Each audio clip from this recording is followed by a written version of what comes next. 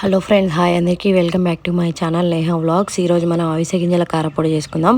ఇంగ్లీష్లో వీటిని flax seeds అంటారు. ఈ మినపప్పు వేయించుకొని పక్కన పెట్టుకున్నా చూడండి. 1 కప్ మినపప్పు, 1 కప్ ఎండుమిరపకాయలు, ఇవి కూడా వేయించుకోవాలి. ఈ అవిసె గింజలు ఫ్లక్స్ సీడ్స్ కూడా వేయించేసి పక్కన పెట్టేసుకున్నాను. ఆల్రెడీ మీకు చూపిస్తాను ఫ్లక్స్ సీడ్స్ ఎలా ఉంటాయో. ఈ ఎండుమిరపకాయలు అయితే వేయించుకోండి మంచిగా. వేయించుకొని అవి దింపిన తర్వాత ఒక మిక్సీ జార్లో మినపప్పు వేసుకోండి. వేయించి పెట్టుకున్న మినపప్పు.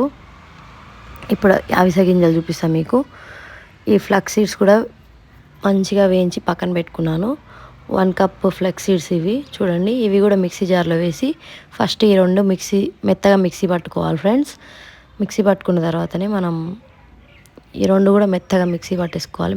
మిక్సీ పట్టుకున్న తర్వాత మనం ఎండుమిరపకాయలు మిక్సీ పట్టుకోవాలి. మీకు చూపిస్తాను చూడండి. నేను చూపించిన విధంగా మీరు చేసుకోండి. టేస్ట్ మంచిగా వస్తుంది. తినడానికి ఇవి హార్ట్కి చాలా మంచిది. అందుకోసమని ప్రతి ఒక్కరు ట్రై చేయండి ఫ్రెండ్స్. ఇప్పుడు ఎండుమిరపకాయలు చిటికెడు సరిపడంత ఉప్పు వేసుకొని మనం మిక్సీ పట్టేసుకుందాం.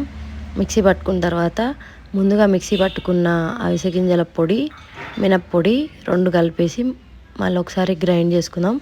ఇప్పుడైతే మనకి అవిసె గింజల కారం అయితే రెడీ అయిపోయింది. ఫ్లక్స్ సీడ్స్ హార్ట్కి చాలా మంచిది ఫ్రెండ్స్. కొలెస్ట్రాల్, హార్ట్ అటాక్స్ రాకుండా చేస్తుంది. కాబట్టి మీరు అందరు కూడా ట్రై చేసి హెల్తీగా ఉండండి. Bye bye.